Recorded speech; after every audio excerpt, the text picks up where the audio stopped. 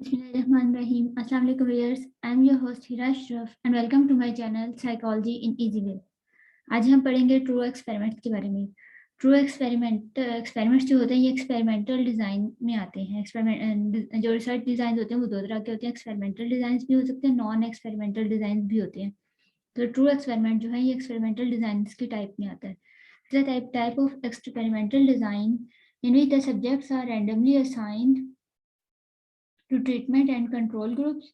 इसमें क्या होता है कि एक तरह की एक्सपेरिमेंटल डिज़ाइन होता है in which the subjects are randomly assign to treatment and control groups, जिसमें जो भी सब्जेक्ट्स होते हैं उनको दो ग्रुप्स में रखा जाता है, ट्रीटमेंट ग्रुप और कंट्रोल ग्रुप में। To find out cause and effect relationship, cause and effect relationship find किया जाता है between IV and DV, independent variable and dependent variable. True इसमें क्या होता है कि सब्जेक्ट्स को रैंडमली असाइन किया जाता है, दो ग्रुप्स होते हैं, ट्रीटमेंट ग्रुप और कंट्रोल ग्रुप, और उसमें इंडिपेंडेंट वेरिएबल और डिपेंडेंट वेरिएबल में कॉज एंड इफेक्ट रिलेशनशिप को फाइंड आउट करने के लिए यूज होता है ट्रू एक्सपेरिमेंट्स। अब आगे हम चलते हैं। It is the most accurate type of experimental design. सबसे ज्यादा जितने भी एक्सपेरिमेंटल डिजाइन है उनमें मोस्ट एक्यूरेट फॉर्म है ये। True group experiments involve two groups, इसमें दो ग्रुप्स होते हैं। जो ऊपर हमने इसकी डेफिनेशन में पढ़ा है उसी को वही पॉइंट्स अलग अलग करके लिखे हैं। ट्रू ग्रुप एक्सपेरिमेंट्स जो होते हैं इनमें दो ग्रुप्स होते हैं, एक होता है ट्रीटमेंट ग्रुप जिसमें हम कोई भी ट्रीटमेंट अप्लाई करते हैं, और कंट्रोल ग्रुप जिसको हम एज इट इज रखते हैं, जिसमें हम कोई चेंज नहीं लेके आते। Use to find out cause and effect relationship. True group experiment का मेन काम क्या होता है, मेन फंक्शन ये होता है कि ये cause and effect relationship find out करने के लिए यूज होता है कि इंडिपेंडेंट वेरिएबल कोई भी है उसका डिपेंडेंट वेरिएबल पर क्या इफेक्ट होगा। आगे आ जाते हैं की features of true experimental design. इसके की फीचर्स होते हैं कुछ इंडिपेंडेंट वेरिएबल और डिपेंडेंट वेरिएबल, मतलब इसमें दो तरह के वेरिएबल्स होते हैं, इंडिपेंडेंट वेरिएबल और डिपेंडेंट वेरिएबल। और इसमें दो तरह के टेस्ट यूज होते हैं, प्री टेस्ट और पोस्ट टेस्ट। प्री टेस्ट होता है जो ट्रीटमेंट से पहले हो, प्री का मतलब ही पहले कहते हैं, पोस्ट बात करते हैं ट्रीटमेंट अप्लाई करने से पहले टेस्ट अप्लाई करते हैं किसी चीज को भी एबिलिटी चेक करने के लिए, डिपेंडेंट वेरिएबल को चेक करने के लिए प्री टेस्ट अप्लाई करते हैं, और पोस्ट टेस्ट बाद में अप्लाई करते हैं। ये दोनों करते क्यों है, डिपेंडेंट वेरिएबल को चेक करने के लिए। और तीसरी चीज है experimental and control group. Groups भी दो होते हैं, टेस्ट भी दो तरह के होते हैं, वेरिएबल्स भी दो तरह के होते हैं। ये इसकी की फीचर्स हैं। अब आगे आ जाती हैं इसकी एलिमेंट्स या main components. True group experiment के कुछ खास मेन एलिमेंट्स होती हैं जो कि ज़रूरी होती हैं, मतलब ट्रू ग्रुप एक्सपेरिमेंट के कैरेक्टरिस्टिक्स को भी कह सकते हैं इनको। इसमें ये चार चीज़ें बहुत इंपॉर्टेंट होती है। एक तो मैनिपुलेशन होती है, दूसरा होता है कंट्रोल, तीसरा होता है रैंडम असाइनमेंट और रैंडम सिलेक्शन। मैनिपुलेशन कहते हैं टू चेंज समथिंग। यहाँ पर हम ब्रीफ पढ़ लेते हैं, फिर आगे इसकी डिटेल भी देखते हैं। सबसे पहले मैनिपुलेशन कहते हैं टू चेंज समथिंग पर्पजफुली, मतलब खुद से आप किसी चीज़ को भी कंट्रोल करने, किसी चीज़ को भी चेंज करें, किस चीज़ में आप चेंज लेके आए उसका इफेक्ट चेक करने के लिए। और मैनिपुलेशन किस चीज़ की जाती है, इंडिपेंडेंट वेरिएबल की। सेकंड चीज़ है कंट्रोल। ट्रू ग्रुप एक्सपेरिमेंट में कंट्रोल बहुत ज़्यादा होता है। कंट्रोल एक्सट्रेनियस वेरिएबल्स होती है, कंफाउंडिंग वेरिएबल जिनका स्टडी पे इफेक्ट हो सकता है फ्रॉम अफेक्टिंग द रिसर्च। मतलब कंट्रोल करते हैं किनको, किस चीज़ को कंट्रोल करते हैं, एक्सट्रेनियस वेरिएबल्स वगैरह कंट्रोल करते हैं कि वो रिसर्च पे इफेक्ट ना हो। रैंडम असाइनमेंट जो भी, मतलब रैंडम असाइनमेंट सब्जेक्ट से रिलेटेड है कि मतलब जो भी सब्जेक्ट्स हैं, अगर 100 सब्जेक्ट्स होते हैं हमारे पास तो हमने 50-50 दोनों ग्रुप में, कंट्रोल ग्रुप में और ट्रीटमेंट ग्रुप में डालने होंगे, वो हमने रैंडमली डालने होंगे ताकि एक जैसे पार्टिसिपेंट्स जाएं। Each participant has an equal chance of selection. Random assignment में क्या होता है कि हर जो पार्टिसिपेंट होता है उसका इक्वल चांस होता है सिलेक्शन का। और ये आगे आ जाता है रैंडम सिलेक्शन। रैंडम सिलेक्शन होता है कि हमने रैंडम असाइनमेंट में तो ग्रुप्स में डालते हैं, रैंडम सिलेक्शन में सैंपल सेलेक्ट करते वक्त आती है ये चीज़, to select the sample randomly sample को सिलेक्ट करें। ये चार चीज़ें ट्रू ग्रुप एक्सपेरिमेंट में मैनिपुलेशन, कंट्रोल, रैंडम असाइनमेंट और रैंडम सिलेक्शन बहुत इंपॉर्टेंट होती है। अब आगे चलते हैं, इसी चीज़ों को हम थोड़ा सा डिटेल में देख लेते हैं। मैनिपुलेशन क्या होती है, manipulation means something is purposefully changed by the researcher in the environment. मतलब कोई भी चीज़ ऐड करना या सब्ट्रैक्ट करके देखना, कोई भी ट्रीटमेंट देना, मैनिपुलेशन ट्रीटमेंट देने को ही कहते हैं।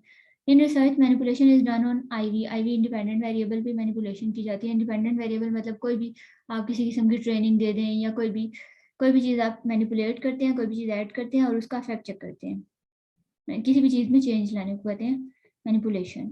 Control refer to control all the factors that can affect the results. It helps to minimize error or biasness.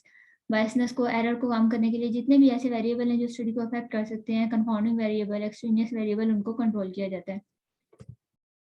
Third है random assignment. Random assignment refer that each research participant must have an equal chance of being assigned to each sample group. Control और experimental group में जो भी participants को रखा जाता है वो इक्वल चांस होता है हर किसी का सिलेक्ट होने का, और रैंडमली असाइन किया जाता है। It is important to maintain internal validity. अगर हम रैंडम असाइनमेंट करेंगे, एक जैसे पार्टिसिपेंट्स मतलब रैंडमली दोनों ग्रुप्स में डालेंगे, तो इससे इंटरनल वैलिडिटी जो होती है रिलेटेड होती है एक्यूरेसी से, कि आपकी रिसर्च कितनी सही है। तो अगर हम रैंडम असाइनमेंट करेंगे तो इससे हमारी जो रिसर्च होगी उसकी इंटरनल वैलिडिटी मेंटेन होती है, मतलब इंटरनल वैलिडिटी ज़्यादा होती है, उसकी एक्यूरेसी ज़्यादा होती है। अगर रैंडम असाइनमेंट नहीं होगी तो फिर उसमें एरर का चांस ज़्यादा हो जाएगा, इंटरनल वैलिडिटी कम हो जाएगी। आगे है रैंडम सिलेक्शन। रैंडम सिलेक्शन कहते हैं कि जब हम सैंपल लेते हैं तो हम रैंडमली सिलेक्ट करें। Random selection refer to randomly select the sample from the population. इसके लिए क्या चीज़ यूज़ करते हैं, some form of random sampling use करते हैं, is used for random selection of participants. It is important to maintain external validity of research. अगर हम रैंडमली सेलेक्ट करते हैं सैंपल और उस पर रिसर्च करते हैं तो बाद में हमें क्या फ़ायदा होता है इसका, कि हम उसके रिजल्ट्स को जनरलाइज कर सकते हैं। और जनरलाइज अगर किसी के रिजल्ट को हम कर सकें, इसका मतलब होता है वो एक्सटर्नली वैलिड है। तो रैंडम सिलेक्शन की वजह से एक्सटर्नल वैलिडिटी बढ़ती है और रैंडम असाइनमेंट की वजह से इंटरनल वैलिडिटी बढ़ती है। ये चार जो कंपोनेंट्स थे ये थे ट्रू ग्रुप एक्सपेरिमेंट्स के मेन 4 कंपोनेंट्स। अब आगे आ जाते हैं टाइप्स ऑफ एक्सपेरिमेंटल डिजाइंस। इन टाइप्स इसकी ट्रू एक्सपेरिमेंटल डिजाइंस की 3 टाइप्स होती हैं, pre test, post test control group design, post test only control group design और कोवेरियंस डिजाइंस। इसकी आपको अलग यूट्यूब पे एक वीडियो मिल जाएगी types of true experimental designs के नाम से, इसको हम इस वीडियो में डिस्कस नहीं करेंगे। आगे हम चले जाते हैं steps of to conduct a true experimental design. True experimental design जो हमने करना है उसमें कौन कौन से मेन स्टेप्स आ जाते हैं, इसमें आ जाते हैं 6 स्टेप्स। सबसे पहले आ जाता है आइडेंटिफाई द रिसर्च ऑब्जेक्टिव। आप इसमें ये 6 स्टेप्स आ जाते हैं, 4th, 5th एंड 6th। अब हम एक एक करके 1 बाय 1 इनको डिस्कस करते हैं। सबसे पहले आ जाता है आइडेंटिफाई द रिसर्च ऑब्जेक्टिव। आप सबसे पहले ये तो देखिए आपने मतलब रिसर्च करनी की चीज़ पे, सिलेक्शन ऑफ द टॉपिक, इसमें टॉपिक सिलेक्ट करने में टॉपिक की सिलेक्शन आई थी एंड सिलेक्शन ऑफ वेरिएबल्स। और वेरिएबल्स हम सिलेक्ट करते हैं कि हमने इंडिपेंडेंट और डिपेंडेंट वेरिएबल कौन कौन से रखने हैं, क्या रिसर्च करनी है, रिसर्च का ऑब्जेक्टिव क्या है। सेकेंड है डिफाइंड रिसर्च पॉपुलेशन। आप ये फिर देखें कि आपने पॉपुलेशन कौन सी लेनी है, पॉपुलेशन सेलेक्ट की जाती है, फिर पॉपुलेशन में से सैंपल सेलेक्ट करते हैं और सैंपल जो भी आता है उसको रैंडमली 2 ग्रुप में डिवाइड कर देते हैं, कंट्रोल ग्रुप और एक्सपेरिमेंटल ग्रुप में डिवाइड कर देते हैं। ये है second step, define research problem. Third क्या होता है, हमने प्री टेस्ट कर लेना है। कंडक्ट अप्लाई प्री टेस्ट करते हैं। Pre test are conducted on experimental and control groups, दोनों ग्रुप्स पे हमने प्री टेस्ट करना है। Use to make comparison with post test to find treatment effect. क्या करते हैं कि हम पहले प्री टेस्ट अप्लाई करते हैं, फिर ट्रीटमेंट देके फिर पोस्ट टेस्ट अप्लाई करते हैं। तो जो भी ट्रीटमेंट की वजह से अफेक्ट होता है ना वो हमें पता चलता है इस तरीके से, जब हम प्री टेस्ट और पोस्ट टेस्ट का कंपैरिजन करते हैं तो हमें से ट्रीटमेंट इफेक्ट पता चलता है। तो थर्ड स्टेप क्या है कि प्री टेस्ट अप्लाई करना है दोनों ग्रुप्स पर। कंडक्ट द एक्सपेरिमेंटल रिसर्च या ट्रीटमेंट, उसके बाद हमने देनी है ट्रीटमेंट सिर्फ एक ग्रुप को देते हैं जो कि होता है ट्रीटमेंट ग्रुप या experimental group. Manipulation of IV independent variable apply करते हैं, treatment given to experimental group, no treatment to control group को कोई ट्रीटमेंट नहीं देते। Necessary instructions to treatment group, और ट्रीटमेंट ग्रुप को जब हम ट्रीटमेंट देंगे तो उनको जो भी इंपॉर्टेंट इंस्ट्रक्शंस होंगी वो भी साथ साथ देंगे। जैसे अगर हमने किसी टीचिंग ट्रेनिंग का इफेक्ट चेक करना है टीचर्स एबिलिटी पे, तो हम पहले टीचर्स का प्री टेस्ट कर लेंगे कि उनमें पहले कितनी एबिलिटी है, उनकी लर्निंग कितना मतलब वो अच्छी टीचिंग करती हैं। फिर उसके बाद हम जो एक टीचर ट्रेनिंग प्रोग्राम अप्लाई करते हैं वो हम किसको देंगे, एक्सपेरिमेंटल ग्रुप को, ये होगी हमारी ट्रीटमेंट। उसके बाद पोस्ट टेस्ट अप्लाई करेंगे, पोस्ट टेस्ट दोनों पे अप्लाई करेंगे और फिर हम पोस्ट टेस्ट अप्लाई करेंगे, उससे हमें पता चलेगा कि टीचर्स का बाद में रिजल्ट क्या आ रहा है ट्रीटमेंट के बाद। और फिर हम प्री टेस्ट और पोस्ट टेस्ट को कंपेयर करते हैं ये देखने के लिए कि ट्रीटमेंट जो हमने प्रोग्राम दिया था उसका एक्सपेरिमेंटल ग्रुप पे क्या फर्क पड़ा है। Conduct a post test after treatment के बाद पोस्ट टेस्ट अप्लाई करते हैं। Post test is conducted on both testing group side, इधर कि यहाँ पर पोस्ट टेस्ट जो होते हैं दोनों ग्रुप्स पे अप्लाई किया जाता है, कंट्रोल ग्रुप भी और एक्सपेरिमेंटल ग्रुप भी। Results are compare to pre test results. Post test के रिजल्ट प्री टेस्ट के रिजल्ट से कंपेयर की जाते हैं, चेंज पता चलता है। To find out the impact of treatment on DV, तो इससे हमें पता चलता है कि जो डिपेंडेंट वेरिएबल है उस पर क्या चेंज आया है। जो हम प्री टेस्ट करते हैं ये हम डिपेंडेंट वेरिएबल को मेजर करते हैं, डिपेंडेंट वेरिएबल की जो भी क्वालिटी वगैरह हो। उसके बाद हम ट्रीटमेंट देते हैं, ट्रीटमेंट क्या होती है, इंडिपेंडेंट वेरिएबल। और जो पोस्ट टेस्ट होता है वो भी अप्लाई करते हैं डेवलपमेंट डिपेंडेंट वेरिएबल को मेजर करने के लिए। तो जब हम दोनों टेस्ट को कंपेयर करते हैं तो इससे हमें ट्रीटमेंट इफेक्ट का पता चलता है। और आखिर में हम क्या करते हैं कि एनालाइज द कलेक्टेड डेटा, जो भी हमारे पास रिजल्ट्स होते हैं उनको एनालाइज करते हैं, जिसके लिए हम मोस्टली स्टैटिस्टिकल टूल्स अप्लाई करते हैं और डेटा जो होता है उससे इन्फेरेंसेस, उसका रिजल्ट को एनालाइज करते हैं और उससे इन्फेरेंसेस निकालते हैं, उसको इंटरप्रेट करते हैं।